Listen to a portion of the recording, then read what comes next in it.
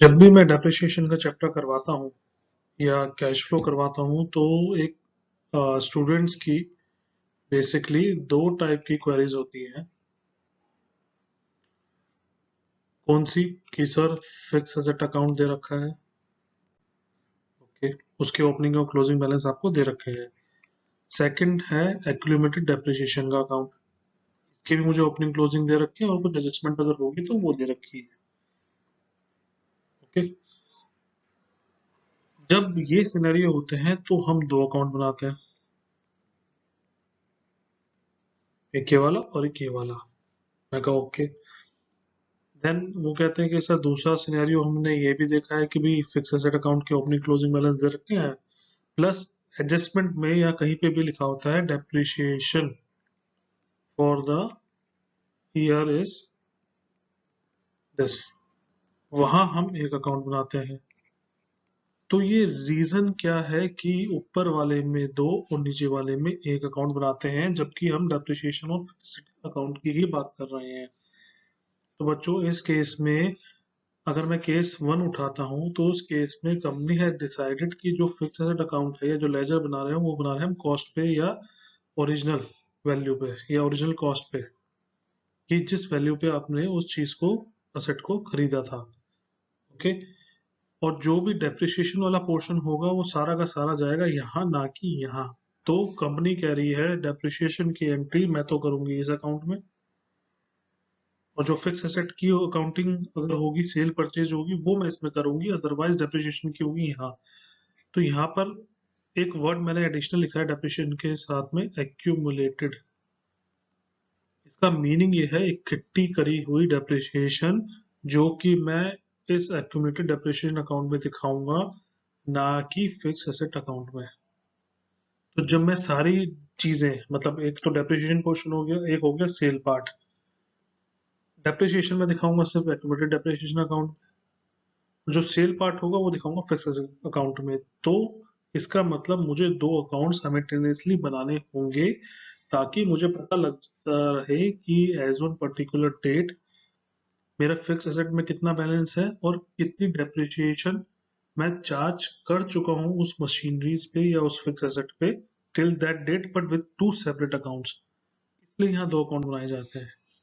Second case है जहां पर कंपनी कहती है कि भाई मैं फिक्स एसेट की value, return down value show करना चाहती हूँ।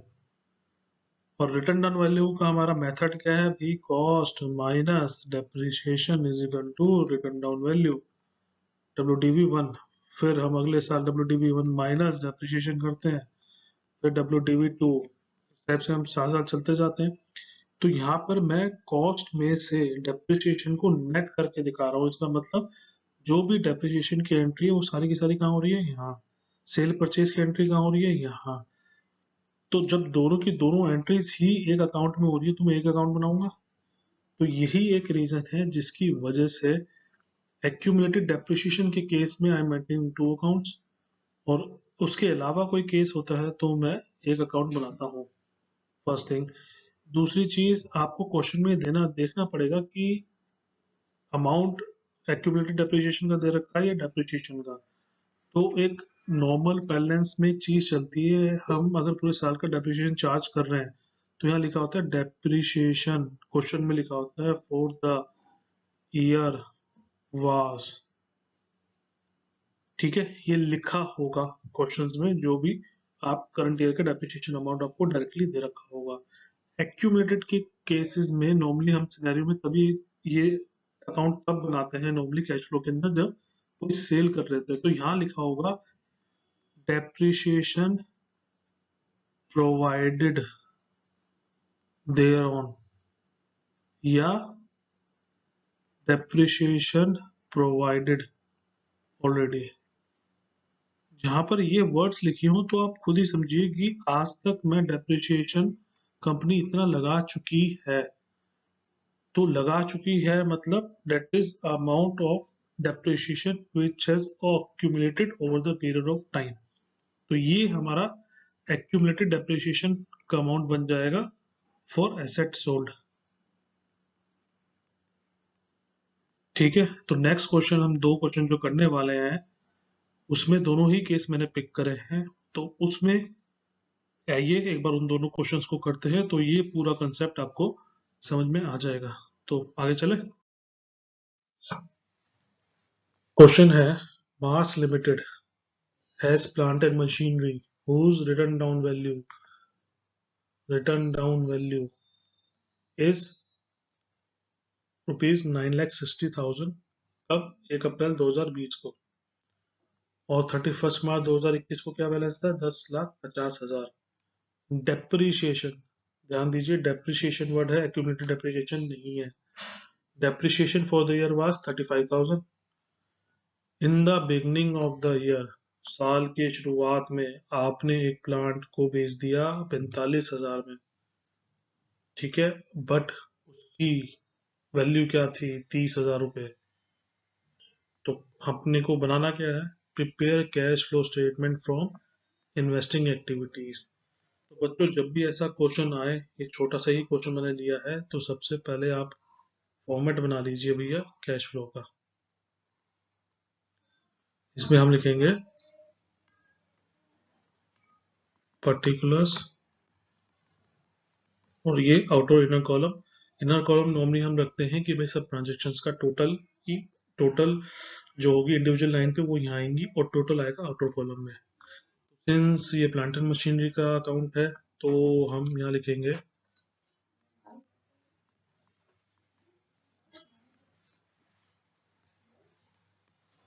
Cash flow from investing activity. Cell purchase होनी है, तो हम क्या करेंगे, यहाँ पर वर्किंग नोट बनाएंगे।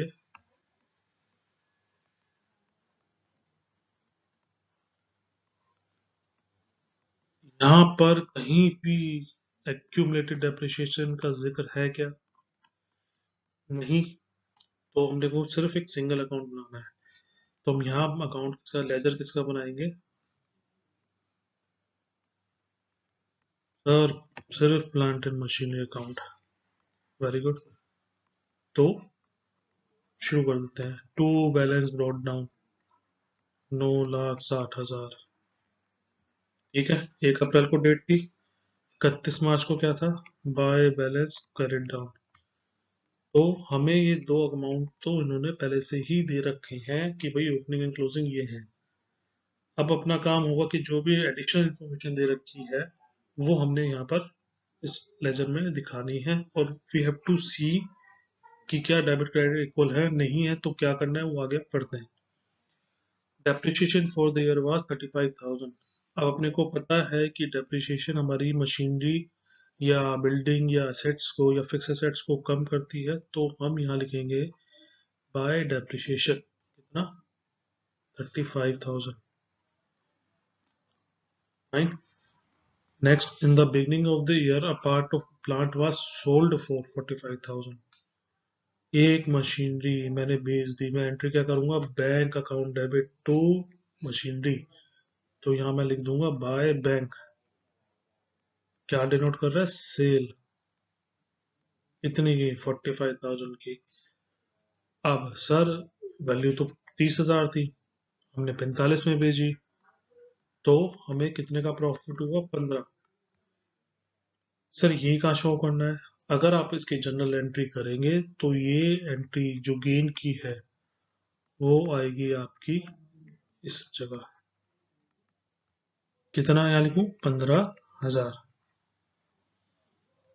ठीक है। अब मैं थोड़ा सा आपको एक्सप्लेन करना चाहता हूँ। इसमें ये लिखी हुई है कि हमने साल की शुरुआत में एक एसेट ऐसी बेची जिसकी रिटर्न डाउन वैल्यू 30,000 थी, तो मैं मान के चलूँ इस 960 में 30,000 इंक्लूड है। हाँ सर चल सकते हैं, बिल्कुल चल सकते हैं। और ये हमने बेच दी कितने की? 45,000 की। कितने के प्रॉफिट पे? 15,000 की। अगर मैं सिर्फ इन दो ट्रांजेक्शन को पिक करता हूँ, बैंक में कितना हमने कितना क्रेडिट करा प्लांट एंड मशीनरी अकाउंट? 45,000। और डेबिट कितना कर रहा है? 15,000। तो नेट इम्पैक्ट क्या पड़ा? 30,000 का क्रेडिट। और मैंने आपको ये पहले ही बता रखा था कि भाई मैं मान के चलता हूँ या मैं मानता हूँ कि इस 60,000 में 30,000 डेबिट पहले से हो रखा है, तो आपने 30,000 डेबिट पहले से कर रखा था, जो आपने मशीनरी बेची है उसने आपने उसको नेट उसको क्रेडिट कर दिया 30,000 से, तो जो मशीनरी बेची उसका इम्पैक्ट ओपनिंग बैलेंस से पूरी की पूरी तरीके से इस मशीनरी अकाउंट से खत्म हो चुका है। 30,000 डेबिट था पहले, हमने उसको क्रेडिट कर दिया। आई गेस ये चीज समझ में आ गई होगी। ओके, आगे बढ़ते हैं।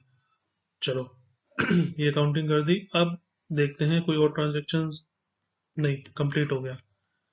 क्या मेरी क्रेडिट साइड डेबिट साइड के इक्वल है? नहीं है sir, credit side is more than the debit. तो हम यहाँ पर एक बार इसका टोटल कर लेते हैं। ठीक है, ये बेटा 80,000, 11,30,000। ओके, अब 9,75,000 ये बचा। सर ये तो बैलेंस मैच नहीं कर रहा, कितने का डिफरेंस है? 1,55,000 का। जब भी ऐसे कैश फ्लो में क्वेश्चंस आएंगे तो आपको करना यही है, जो भी बैलेंस अगर credit side is more than the debit side तो हम मान के चलेंगे कि आपने ड्यूरिंग द ईयर और प्लांट एंड मशीनरी खरीदी है। ठीक है, ये पूरा हो गया। अब मुझे आप बताइए कि हम सिर्फ इन्वेस्टिंग एक्टिविटी कर रहे हैं, तो मैंने उसमें बताया था कि हम क्या पे करेंगे, sale and purchase of fixed asset, उसके अलावा कुछ नहीं आएगा। तो यहाँ देखिए भाई, सेल परचेज कितनी की हुई है? सेल कितनी की हुई है? 45,000। परचेज कितनी की हुई है? 1,55,000 की। अब मैं आपसे बात करना चाहता हूँ कि भाई परचेज इनफ्लो है आउटफ्लो? आउटफ्लो, पैसा जा रहा है क्योंकि आपने चीज खरीदी, कैश जा रहा है। सेल में inflow. I am clear I guess on this. तो अब यही दो चीजें मैं यहाँ पर इनपुट कर दूंगा। मैं यहाँ लिखूंगा sale of plant and machinery inflow है भैया, नेगेटिव नहीं दिखाना, पॉजिटिव दिखाना है हमेशा।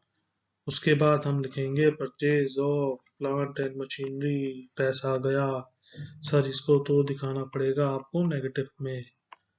ठीक है, टोटल कर दूं, खत्म हो गया, दो ही काम थे। 1,10,000 नेगेटिव, दैट डिनोट्स आउटफ्लो। तो हम जब भी ऐसा केस होता है, या तो हम कैश यूज्ड इन लिख दें या कैश आउटफ्लो लिख दें, कुछ भी लिख सकते हैं। कैश आउटफ्लो या यूज्ड इन इन्वेस्टिंग एक्टिविटीज। और ये आपका क्वेश्चन हो गया कंप्लीट। तो अब इसमें आपने देखा होगा जहां पर सिर्फ डेप्रिसिएशन वर्ड का यूज हुआ है, सिर्फ डेप्रिसिएशन, वहां पर सिर्फ मैंने एक फिक्स्ड एसेट अकाउंट बनाया है और उस ट्रांजेक्शन्स को प्लॉट करा और बैलेंस निकाल के आंसर निकाल दिया। तो this is the second case जो हमने वहां पढ़ा था अभी प्रीवियस स्लाइड में, इसका सेकंड केस है।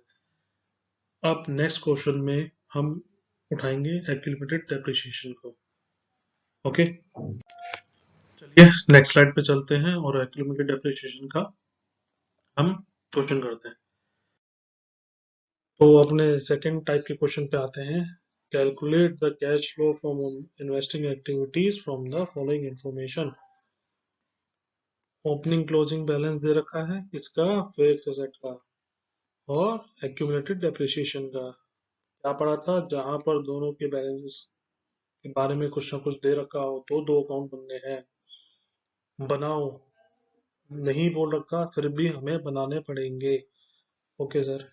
एडिशनल इंफॉर्मेशन क्या है? अब मशीन जिसकी बुक वैल्यू आज की डेट में 1,00,000 है और आप अभी तक उस मशीनरी पे 1,62,500 का डेप्रिसिएशन लगा चुके हो, तो मतलब टोटल वैल्यू ऑफ एसेट कितनी हो गई आपकी?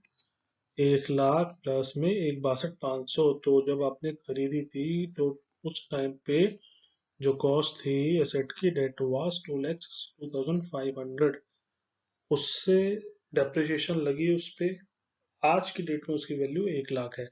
और ये क्यों दी गई है? बिकॉज वो मशीनरी को आपने बेचा है, तो यू हैव टू असरटेन कि कितनी की बेची, प्रॉफिट या लॉस में बेची, यही पता करना है। तो डेट्स वाई आज की वैल्यू क्या है ये हमें दे रखी है। ओके, तो सबसे पहले इसमें क्वेश्चन में जो हम करेंगे इन्वेस्टिंग एक्टिविटी का बनाना है। तो हम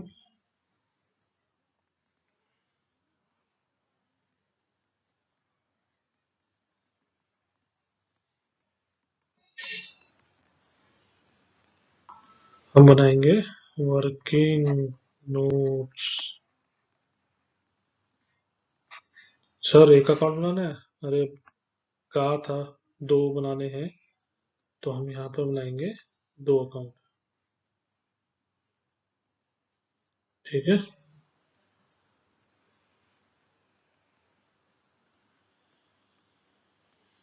ये बनेगा प्रॉपर्टी प्लांट इक्विपमेंट अकाउंट, और यहाँ बनाएंगे हम एक्यूमुलेटेड डेप्रिसिएशन। सर पहला काम ओपनिंग बैलेंस लिखो, और दूसरा क्लोजिंग।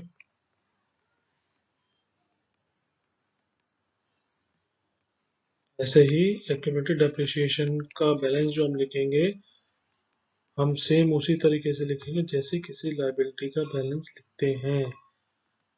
ठीक है, तो ये मैंने खत्म कर दी। ओके, अब हम क्या करेंगे, पहले इस अकाउंट को क्लोज करेंगे, फिर इस अकाउंट पे जाएंगे। तो अब एक एडजस्टमेंट पढ़ लेते हैं।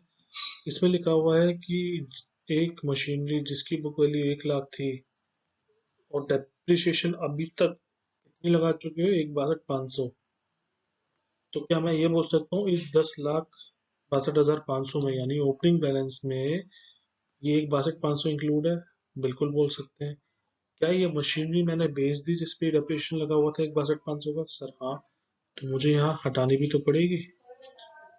तो मैं क्या करूंगा, जो मशीनरी बेच रहे हैं उसका इम्पैक्ट इन दोनों अकाउंट से मुझे जीरो करना है। तो मैं एक एंट्री करूंगा, एक्यूमुलेटेड डेप्रिसिएशन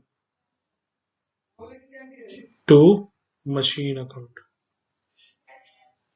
ये अकाउंटिंग मैं यहाँ करूंगा, और आप देखना क्या होने वाला है। कितना डेप्रिसिएशन लगाया? 1,62,500। ऐसे ही मशीनरी में मैं लिखूंगा बाय एक्यूमुलेटेड डेप्रिसिएशन, जो मशीनरी आप बेच चुके हो। लिख दिया बॉस? हाँ सर लिख दिया। इसके अलावा कोई ट्रांजैक्शन है नहीं। हम अब अकाउंट क्लोजर की तरफ पढ़ना शुरू कर देंगे। पहला ये, फिर दूसरा प्लांट एंड मशीनरी। टोटल करो 12,62,500। बिल्कुल सर। क्या मैच कर रहा है? नहीं सर। तो सर ये जो 2 लाख का डिफरेंस आ रहा है यहाँ पर, क्या है बॉस? जब हम डेप्रिसिएशन चार्ज करते हैं, हम क्या लिखते हैं, profit and loss account debit to depreciation account. ठीक है, उस डेप्रिसिएशन को फिक्स एसेट में ले जाते हैं। इस मेथड में सिंस हम ये खुद बोल रहे हैं कि डेप्रिसिएशन को फिक्स एसेट अकाउंट में ना ले जाके हम एक्यूमुलेटेड डेप्रिसिएशन के अंदर ही बांध के रखेंगे, तो आउट ऑफ ओपनिंग बैलेंस जो सेल हुई आपने हटा दी। तो क्या मैं ये कह सकता हूँ ये जो अमाउंट है that is depreciation for remaining assets. Entry कैसे पढ़ेंगे इसकी? ऐसे पढ़ो, profit and loss account debit to accumulated depreciation. वही बात हुई।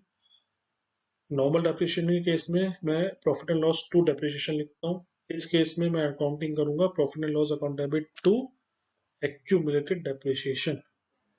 ठीक है, और अगर मैं ऑपरेटिंग बनाता, सिंस ये करंट ईयर का डेप्रिसिएशन है, ऑपरेटिंग में जाके ऐड हो जाता। बट अपना नहीं बना रहे, हम इसको यही क्लोज कर देंगे। अब आते हैं प्लांट इक्विपमेंट अकाउंट पे। हमने सेल की एंट्री देनी है अभी। जो एसेट 1 लाख की थी उसको 20,000 के लॉस पे बेचा, इट मीन्स वो एसेट 80,000 की ही सेल हुई है और बाकी का लॉस हुआ है। तो मैं एंट्री कर दूंगा ये। ठीक है, अब इस केस में हम अकाउंटिंग कर चुके हैं। अब एक एडिशनली चीज यहाँ देख लेते हैं। क्या मैं कह सकता हूँ ये जो टोटल एसेट थी, बिकॉज थी उस एसेट की जो हमने बेची, क्या वो उसके अंदर इंक्लूड थी? हाँ सर, क्योंकि कंपनी ने कहा कि मैं उसको ओरिजिनल कॉस्ट पे रखना चाहती हूँ। तो ये 262,500 यहाँ डेबिट पहले से हो रखा है। हाँ सर हो रखा है। मैंने बेची है, हाँ सर बेची, कितने की? 1,80,000 की, 20,000 लॉस पे। और डेप्रिसिएशन कितना था? आप इन तीनों को ऐड कर दीजिए, कितना आएगा? 2,62,500 ही आना। क्रेडिट मतलब प्लांट एंड मशीनरी अकाउंट में डेबिट था, जो मैंने सेल करी उसको मैंने टोटल कॉस्ट ही रिमूव कर दी है प्लांट अकाउंट से, बिकॉज ये अकाउंट जो हम बना रहे हैं that is on the original cost, तो मुझे ओरिजिनल कॉस्ट को ही इम्पैक्ट देके नलीफाई करना था जो मशीनरी हमने बेच दी। ठीक है, तो 2,62,500 का डेबिट था, आपने सेल करी उस करंट ईयर में, तो आप टोटल असेट को ही जीरो करेंगे। 2,62 की परचेज, 500 की परचेज, उसका ही मैंने इम्पैक्ट यहाँ दिखा दिया है करंट क्रेडिट साइड में। अब मैं क्या करूँगा करूँगा मैं इसका टोटल कर दूंगा, 25,92,500 बराबर है, नहीं है सर? तो जहां पर credit side is more than the debit side, तो हम मानेंगे वो परचेज है। तो ये हुआ 4,67,500। ओके, अब for the cash flow from investing activity के पर्पज से हम कंसिडर करते हैं purchase and sale of asset. तो यहाँ सिर्फ दो चीजें हैं, तो हम यहाँ लिखेंगे sale of plant property and equipment 80,000, purchase of plant property और इक्विपमेंट 4,67,500 नेगेटिव, ध्यान रखना नेगेटिव का। तो ये आएगा 3,87,500 नेगेटिव। तो हम लिखेंगे कैश यूज्ड इन, ठीक है, या आउटफ्लो फ्रॉम इन्वेस्टिंग एक्टिविटीज। ठीक है, उसका आंसर क्या है ये। तो स्टूडेंट्स आई होप कि सब चीजें आपको समझ आ गई होंगी कि कब हमने दो अकाउंट बनाने हैं, कब सिंगल अकाउंट बनाना है, और किस तरीके से हमने अकाउंट क्लोजर को करना है आगे इन रिस्पेक्ट ऑफ डेप्रिसिएशन और फिक्स एसेट की अकाउंटिंग होती है। तो सो आई होप कि ये चीज समझ में आ गई होगी, एंड आई होप कि वीडियो आपको अच्छी लगी। आप काइंडली लाइक दिस वीडियो, आगे शेयर कीजिए, और please please subscribe my channel. और इन केस अगर कोई भी ऐसा टॉपिक है जिसपे यू वांट कि मैं वीडियो बना के भेजूं, तो या तो कमेंट सेक्शन पे हम मुझे लिख दीजिए, अदरवाइज आप मुझे इस नंबर पे व्हाट्सएप भी कर सकते हैं विद द टॉपिक नेम।